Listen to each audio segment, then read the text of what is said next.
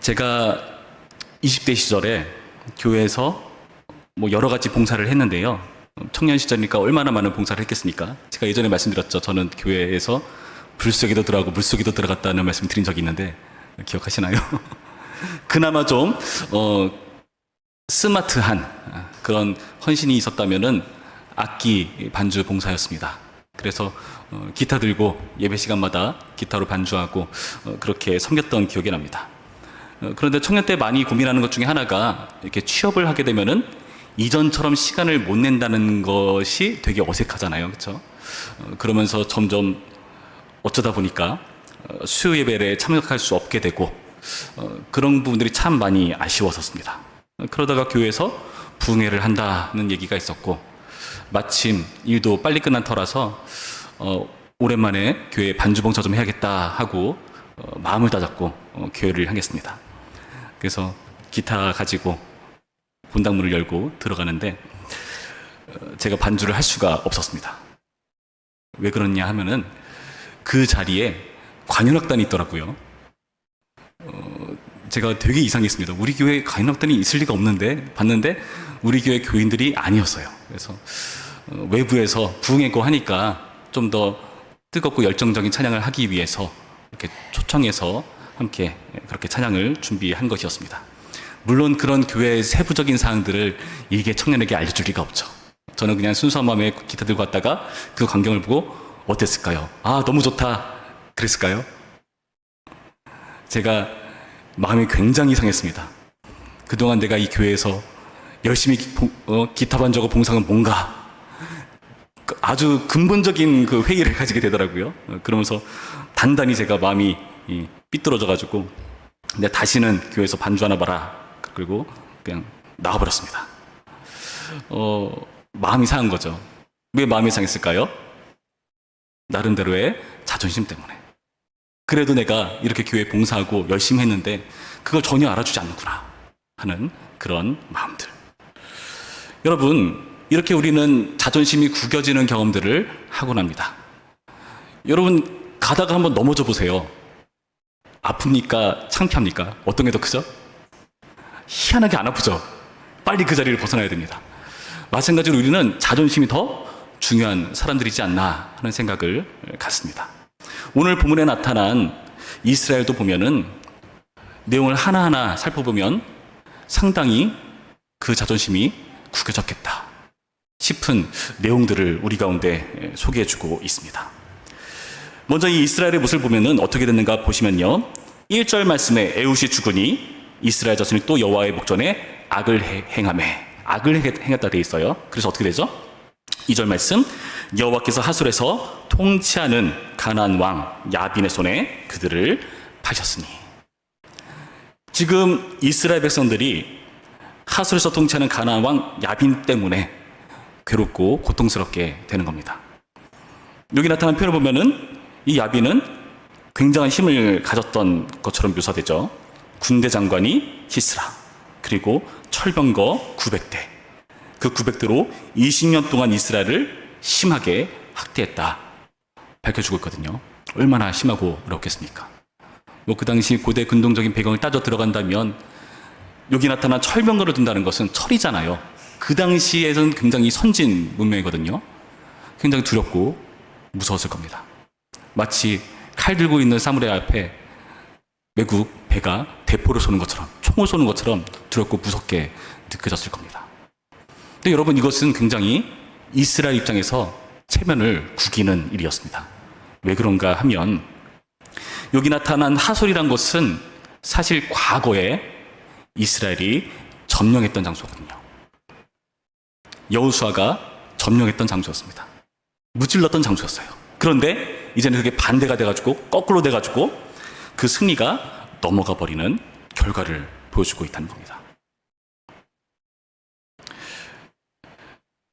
또 어떤 체면을 구기는 일이 있었는가? 이스라엘의 이러한 체면을 구기는 일뿐만 아니라 개인적으로도 체면을 구기는 일을 우리 가운데 보여줍니다. 바로 바락이라고 하는 사람의 이야기인데요. 드보라라고 하는 선지자가 등장하죠. 사사가 등장합니다. 이 사사가 바락에게 명령을 하는 겁니다. 6절 말씀 보시면 드보라가 사람을 보내어 아비노함의 아들 바락을 납달리 게데스에서 불러다가 그에게 이르되 이스라엘의 하나님 여호와께서 이같이 명령하지 아니하셨느냐. 너는 납달리 자손과 스불론 자손 10,000명을 거느리고 다볼산으로 가라. 그러니까 10,000명 데리고 뭐 하라는 거죠? 7절 내가 야빈의 군대 장관 시스라와 그의 병거들과 그의 무리를 기손강으로 이끌어 내게 이르게 하고 그를 내 손에 넘겨주리라 하셨느니라. 10,000명의 병력을 이끌고 어떻게 하신다고요? 그 하소를 무찌르게 해주겠다. 네 손에 넘겨주겠다라고 표현을 하고 있단 말이죠. 근데 이게 이렇게 됩니까? 이 드보라의 말에 바락은 이렇게 대답합니다. 8절 말씀. 바락이 그에게 이르되 만일 당신이 나와 함께 가면 내가 가려니와 만일 당신이 나와 함께 가지 아니하면 나도 가지 아니하겠노라 하니. 지금 이 부분에 대해서 부정적으로 보는 의견도 있고요, 긍정적으로 보는 의견도 있습니다. 부정적으로 보는 의견은 아니 가라면 가는 거지 뭐 이렇게 지지부진하게 있느냐, 그런 걸로 부정적으로 보고요. 또 긍정적으로 보는 쪽은 나름대로 지금 드보라는 하나님의 말씀을 전하는 사사지만 선지자 역할도 하잖아요. 그러니까 하나님의 말씀과 함께 움직이려는 겸손한 태도다 하고 보는 입장도 있습니다. 뭐가 맞을까요?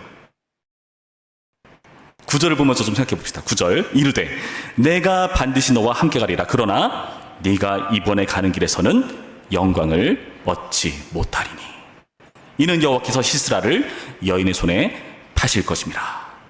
지금 뭐라고 대답하고 있죠? 처음에는요 이 바락의 손에 넘겨주겠다고 말한 건데 바뀌었어요. 이 바락의 손이 아니라 누구의 손이요? 여인의 손에 파실 거다. 이번에는 영광을 얻지 못한다 표현한 겁니다. 그렇다면은 이 바락의 이 태도는요 나름 부정적으로 우리는 해석할 수가 있는 거죠. 드보라를 의존하겠다는 그 결과 자신에게 쏟아져야 될 그 영광, 승리의 영광이 한 여인에게로 넘어갑니다. 그 여인이 누구냐? 다음 시간에 살펴볼 건데 참고로 이스라엘 백성이 아니에요. 이방인입니다. 그러니까 이스라엘 입장에서는 굉장히 체면을 구기는 일인 겁니다. 승리를 약속했는데도 이렇게 의존적인 태도를 버리고 있는 바락. 근데 정말 신기하게도요, 성경은요, 히브리서에 가면은 우리가 너무나 잘 아는 믿음장이라는 부분이 있어요. 흔히 우리가 믿음장이라 부르는 부분이요. 거기 내용을 보시면은 이 바락을 어떻게 소개하는가 한번 보시겠습니까? 히브리서 11장 32절 말씀에 이렇게 되어 있습니다. 내가 무슨 말을 더하리요? 기드온, 바락, 삼손, 입다, 다윗 및 사무엘과 선자들의 일을 바르려면 내게 시간이 부족하리로다. 믿음의 선진들을 언급하면서 시간이 부족하니까 막 쏟아내는 거예요. 기드온, 바락, 삼손, 입다, 다윗 및 사무엘, 선지자들. 그런데 누가 나오죠? 바락이 나옵니다. 이상하지 않습니까? 왜 바락일까요? 바락이 잘한 것 같으십니까? 엄밀한 의미에서는 시스라를 실제로 죽이는 그 여인 같은 경우는 이방인이니까 그렇다 치더라도 드보라가 나오는 게 더 맞지 않겠습니까? 뭘 말해주는 걸까요? 여러분, 지금 이것은요 우리 가운데 무엇을 소개해 주는가? 이스라엘의 원래 지키고 있어야 될 역할들이 제대로 이루어지지 않다는 것을 밝혀주는 겁니다. 오늘날 관점에서는 여성들이 일하는 것 당연한 거죠. 남녀 차별 막 이런 얘기도 할 수 있습니다. 근데 우리는 이 성경을 볼 때 오늘날의 관점을 보면 안 됩니다. 그 당시 고대 성경의 관점에서 바라봐야 돼요. 그 당시 시대에서 여성이 이렇게 일한다는 것은 말이 안 되는 거였거든요. 히브리서 11장에서는 아까 말씀드렸듯이 드보라를 언급하지 않아요. 오늘 본문에서 드보라를 누구라고 소개합니까? 아까 4절 말씀에 뭐라 되어 있었죠? 그때 라피돗의 아내 여선지자 드보라입니다. 남편을 둔 아내, 그리고 그냥 선지자도 아니에요. 여선지자, 여성으로서 그의 정체성을 지금 일부러 강조하고 있다는 겁니다. 왜 여성으로서의 정체성을 강조할까요? 무엇을 우리 가운데 말해주려는 걸까요? 지금 시대 말고 그 당시 시대에서 해석을 해야 된다니까요. 그만큼 이런 일을 감당할 만한 인물이 없었다. 그래서 나중에 5장쯤 가시면은 드보라 바락이 찬양을 하는데요. 거기 나타난 내용에 이런 내용이 있습니다. 사사기 5장 5절부터 7절까지 말씀에 이런 노래가 나와요. 잘 들어보시기 바랍니다. 산들이 여호와 앞에서 진동하니 저신의 산도 이스라엘의 하나님 여호와 앞에서 진동하였도다. 아나세 아들 삼갈의 날에 또는 야엘의 날에는 대로가 비었고 길의 행인들은 오솔길로 다녔도다. 이스라엘에는 마을 사람들이 그쳤으니 나 드보라가 일어나 이스라엘의 어머니가 되기까지 그쳤도다. 무슨 말이죠? 아무도 일할 사람이 없더라. 코빼기도 보이지 않더라. 아무도 없더라. 그래서 내가 일어났다. 사람이 없는 결과, 이 부재의 결과, 이 역할들이 넘어가 버린 겁니다. 드보라는 여기서 사사로서 재판하는 역할을 하고요. 선지자로서 말씀을 전해주는 역할을 하지 않습니까? 아무도 하는 사람이 없기 때문에 지금 드보라가 이 일을 하고 있다는 겁니다. 여러분, 지금 이스라엘은요, 체면을 구기는 상황 가운데 있습니다. 악행의 결과 승리가 넘어가 버렸고, 의존한 결과 그 영광이 넘어가 버렸습니다. 그리고 일할 사람이 없는 부재의 결과 그 역할이 모두 넘어가 버리는 이상한 모습. 그런데 성경에서는 이 모든 것을 넘기신 주체가 하나님으로 소개되고 있습니다. 2절 말씀 보실까요? 여호와께서 하솔에서 통치하는 가나안 왕 야빈의 손에 그들을 파셨으니. 하나님께서 파셨습니다. 이상하지 않습니까? 그랬더니 어떻게 됩니까? 이들이 너무 괴로우니까 여호와께 부르짖어요. 그래서 그 부르짖는 소리를 들으시고 어떻게 합니까? 4절에 그때 라피도세 아내 여선자 드보라가 이스라엘의 사사가 되었는데, 사사를 세워주신 겁니다. 이 또한 하나님께서 하셨습니다. 그러면서 결국에는 이 전쟁은 승리로 끝나긴 합니다. 시사를 격퇴해 버리긴 해요. 근데 볼까요? 결국에 하나님께 부르짖는 겸손한 태도로 바뀌었고요. 그래서 사사가 세워졌고요. 시사를 격퇴했습니다. 그런데 뭔가 시원치 않습니다. 이스라엘 입장에서는 시원치가 않아요. 그 모든 것들이 이전에 해오던 방식과 다르다. 우리는 체면을 구겼고 하나님은 모든 것을 넘기시고. 지금 이들은요, 아무것도 제대로 하지 못한 채로 체면을 구기고 있는 상황들을 우리 가운데 보여주고 있다는 겁니다. 여러분, 지금 전쟁 상황입니다. 전쟁 상황에서 하나님께서 이렇게 하신다는 것, 여러분 어떻게 생각하십니까? 우리는 성경으로 기록됐으니까 마음 편한 상태로 읽으면 되지만 그 당시 긴박하고 생사가 오가는 그 위기의 상황 가운데 이렇게 하나님께서 쉽게 넘겨버리시고 두려워하게끔 만드시는 이런 과정들, 너무하다는 생각 들지 않습니까? 이스라엘의 흥망성쇠가 좌우될 만큼 그 생명을 담보로 한 그런 무모한 하나님의 조치가 아닙니까? 근데 여러분 잘 생각해 보시기 바랍니다. 이 너무한 결과는 결국 어떻게 됐죠? 이스라엘을 변화시켰습니다. 그전에는 여호와 앞에서 악행을 행하던 사람들이 이제는 여호와를 향해 부르짖어요. 그냥 부르짖었다면 아예 힘들어서 그랬나 보다 할 수 있지만 방향이 있죠. 여호와를 향해서 부르짖습니다. 그러니까 이것은 하나님 입장에서는 기도처럼 들렸겠죠. 긍정적으로 바뀐 겁니다. 겸손해진 거예요. 그리고 사사를 세워주셔서 이 이스라엘을 모른 채 하지 않으셨고요. 시스라를 격퇴하시는 승리 하나님으로 역사하셨습니다. 결국 이들은요, 더 나아진 겁니다. 다만 이들은 부끄럽게 승리한 것입니다. 너무한 것이 아니라 이들이 너무한 것이고요. 결국 이들은 이 과정에서 변화됩니다. 겸손한 존재로 자신을 들여다볼 수 있도록 변화되는 겁니다. 너무한 조치가 아니라는 거죠. 여러분, 그리고 또 너무한 조치는 뭔가 하면은, 진짜 너무한 조치는요, 이렇게 너무한 일들을 이스라엘에게만 쏟아 부으시는 게 아니라 하나님께서요, 자기 아들 예수 그리스도에게도 쏟아 부으신다는 사실을 여러분 잘 생각해 보셔야 됩니다. 여러분, 예수님 어떤 분이십니까? 예수님께서는요, 우리의 죄 문제를 해결하시는 분이십니다. 그럼 하나쯤 됐으면은, 하나님이시면은 그냥 편안하게 하시면 되잖아요. 죄 사하여 져라 얍 하면 딱 끝나면 되지 않습니까? 하나님 그렇게 안 하시죠. 어떻게 하십니까? 이사야서 53장 4절부터 6절까지의 말씀 보면은 이렇게 되어 있습니다.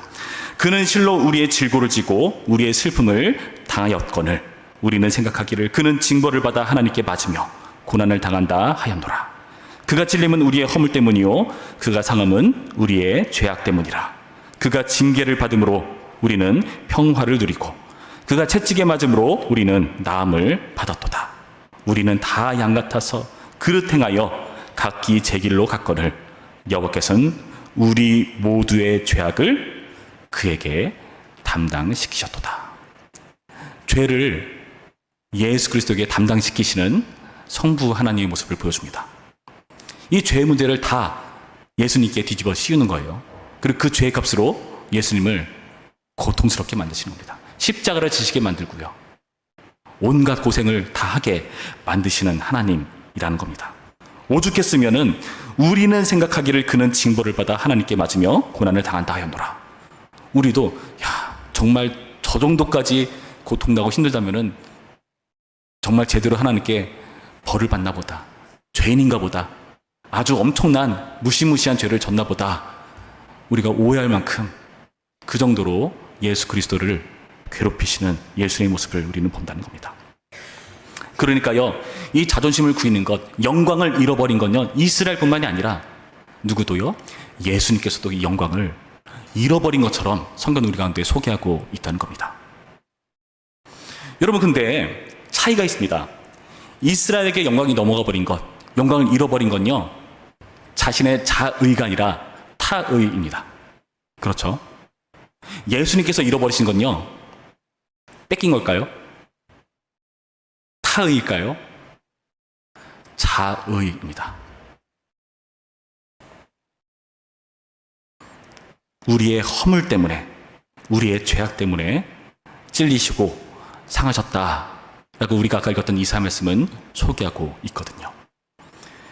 우리의 죄악을 담당하신 결과 멋진 결과가 있으면 좋은데 아까 들었잖아요. 어떻게 한다고요? 사람들이 정말 어마무시한 죄인인가 보다 하고 오해한다니까요. 이런 모욕을 하나님 당하시는 겁니다.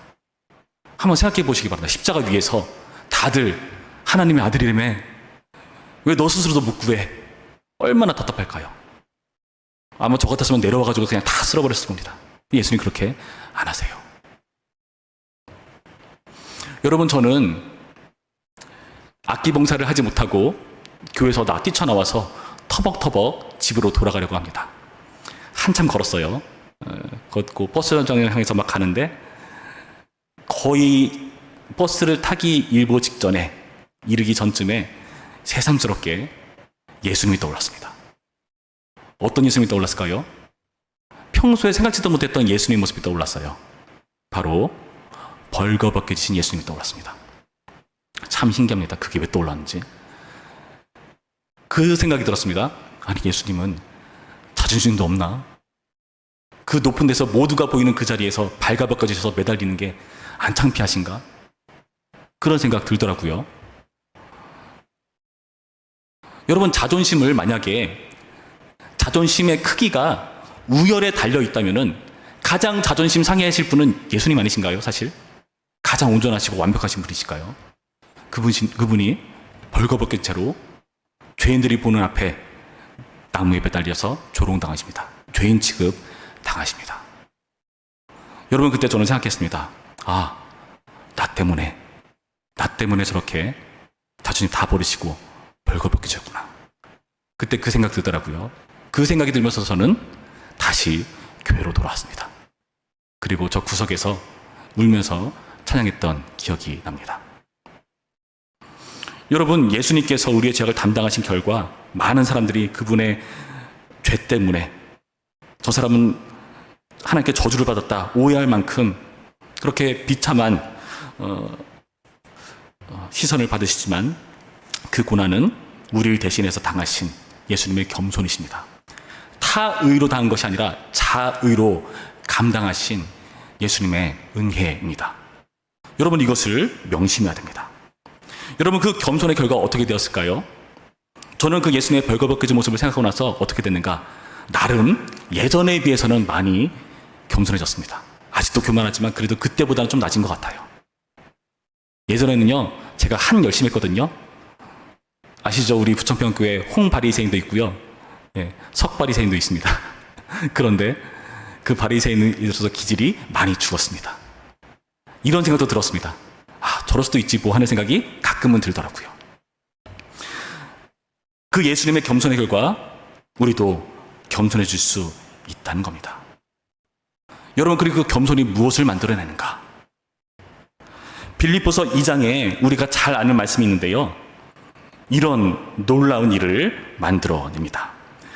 빌립보서 2장 5절부터 11절 말씀 제가 읽어드립니다. 너희 안에 이 마음을 품으라. 곧 그리스도 예수의 마음이니 그는 근본 하나님의 본체시나 하나님과 동등됨을 취할 것을 여기지 아니하시고 오히려 자기를 비워 종의 형체를 가지사 사람들과 같이 되셨고 사람의 모양으로 나타나사 자기를 낮추시고 죽기까지 복종하셨으니 곧 십자가에 죽으심이라.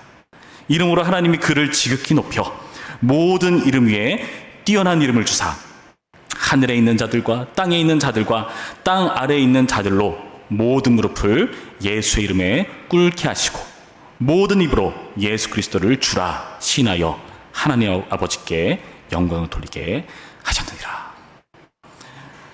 여러분, 그 겸손히 만들어낸 게 뭐죠? 예수님께서 하나님의 본체였어요. 본래 그렇습니다. 근데 그렇게 되기를 거절하시고 종의 형체를 취하십니다. 그래서 십자가에 달려 죽으시고 결국 그 그리스도란 이름이 영화롭게 되는 명예를 얻어내십니다. 그분께서 하나님의 본체신데 그분이 종의 형체를 지님으로써 우리는 어떻게 되었죠? 하나님의 형상이었는데 이게 망가져 버렸잖아요. 오염돼 버렸잖아요. 그러나 그 예수님 때문에 예수님이 우리의 형상이 되심으로써 우리도 하나님의 영광을 닮아가게 변화되었습니다. 그 영광을 사모하도록 변화되었습니다. 그 겸손의 결과 예수님 본인께서도 명예로워지셨고 영광스러워지셨고 영광을 되찾으셨고 우리도 그 예수님 때문에 겸손해지기 시작했고요. 성화하게 되기 시작하고 끝내 영화에 이르는 역사가 일어날 것입니다. 여러분, 사사기를 보면은 계속해서 이들은 죄를 짓고 넘어지고 벌을 받고 하나님께 부르짖고 사사를 세우고 이게 계속해서 반복이에요. 그런데 계속 반복되면서 이게 참 답이 없구나, 끝이 없구나 하는 생각이 듭니다. 만약에 우리 가운데 예수님께서 찾아오시지 않는다면은, 예수님이 아니었다면은 우리가 우리의 자의로 겸손해질 수 있을 것인가? 오늘 본문과 같이 매를 맞아야만, 고통스러워져야만 겸손해질 겁니다. 근데 온전한 겸손이 아니죠. 다시 돌아가니까요. 우리는 겸손이 아니라 추락할 겁니다. 타의로 점점 저 밑바닥을 향해서 내려앉을 것입니다. 그러나 예수님께서 오셔서 우리의 죄를 모두 담당하시고 그분께서 진정한 겸손을 보여주시고 그 겸손을 우리로 하여금 본받고 쫓아올 수 있도록 모본이 되어주셨습니다. 여러분, 그래서요, 우리는 이 사사기를 통해서 이런 절망적인 사실을 확인하지만 그러나 이 절망적인 우리의 한계에 예수님이 오셔서 그 절망을 끝내시고 새로운 길을 여셨다. 겸손할 수 있는 모본을 보여주셨다. 그래서 그 겸손이 열등해지는 게 아니라 죄인으로 오해받고 끝나는 것이 아니라 영광을 되찾는 길이라는 것을 우리 가운데 제시하셨다는 것을 믿으시기 바랍니다. 잠언에 그런 말씀 있죠. 겸손과 여호와를 경외함의 보응은 재물과 영광과 생명이니라. 재물만 들리시죠? 영광과 생명이 더 좋은 겁니다. 겸손해짐으로써 우리는 이 영광을 차지할 수 있다고 성경은 우리 가운데 밝혀주고 있는 것입니다. 여러분, 그래서요, 지금 힘들고 어려운 과정 가운데 있으니까 나의 반복되는 죄 문제 때문에 혹은 죄로 가득한 그 세상의 굴레 가운데 벗어나지 못하기 때문에 계속해서 이 사사기에서 보는 실패 나날을 반복하고 있는 것처럼 여겨지십니까? 그럴 때 오늘 말씀을 통해서 영광을 되찾으신 예수님을 주목하시기 바랍니다. 우리는 영광을 빼앗겼지만 예수님은 영광을 스스로 버리시고 스스로 취하십니다. 그러면서 우리 가운데 겸손을 통해 영광을 되찾으라고 말씀하십니다. 우리를 향한 하나님의 생각은요, 멸망이 아닙니다. 뭘까요? 예레미야 29장 11절 말씀에 의하면 재앙이 아니라 평안입니다. 미래에, 장래에 소망을 주려 하는 것이 바로 하나님의 계획입니다. 이스라엘이요, 이런 결과를 통해서 어떻게 되었죠? 멸망했습니까? 아니요. 자존심이 좀 구겨지긴 했지만 하나님께 부르짖었고요, 사사가 세워졌고요, 전쟁에서 승리합니다. 하나님 우리를 멸망 가운데로 내버려두지 않으신다는 거예요.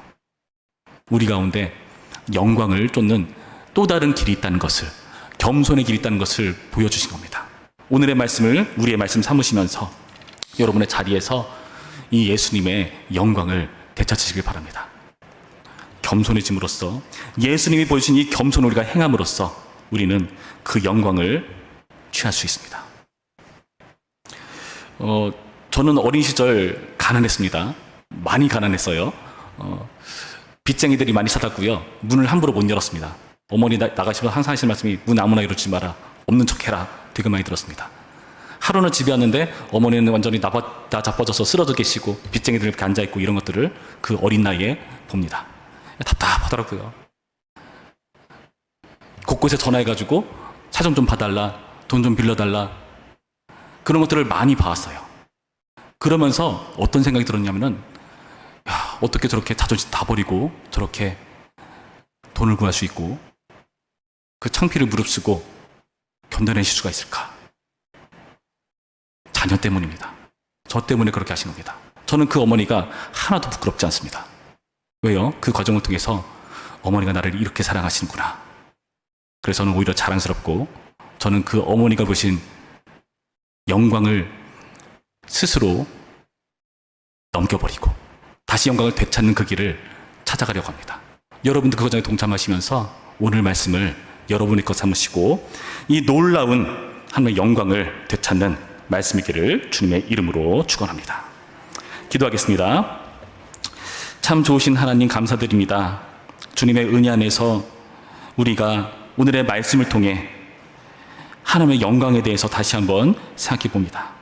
주님, 우리는 체면이 구겨지고 자존심이 망가지면서 영광을 빼앗겨 버립니다. 그런데 그 영광을 빼앗기는 것이 끝이 아니라고 주님 말씀해 주십니다. 그 과정을 통해서 우리로 하여금 겸손을 배우게 하시고 직접 본인의 영광을 떠넘기시면서 겸손을 통해 영광을 되찾는 그 반전 역사를 우리 가운데 소개해 주시는 예수님을 오늘의 말씀을 통해 확인합니다. 사사기를 통해서 한숨 쉬고 절망만 할 것이 아니라 이 영광을 되찾으시는 예수님을 우리의 소망 삼게 하여 주시옵시고 우리 각자의 자리에서 이 예수님 때문에 승리할 수 있도록 반드시 하늘의 영광을 되찾는 우리가 될 수 있도록 인도하여 주시옵소서. 감사드리며 예수님의 이름으로 기도했습니다. 아멘.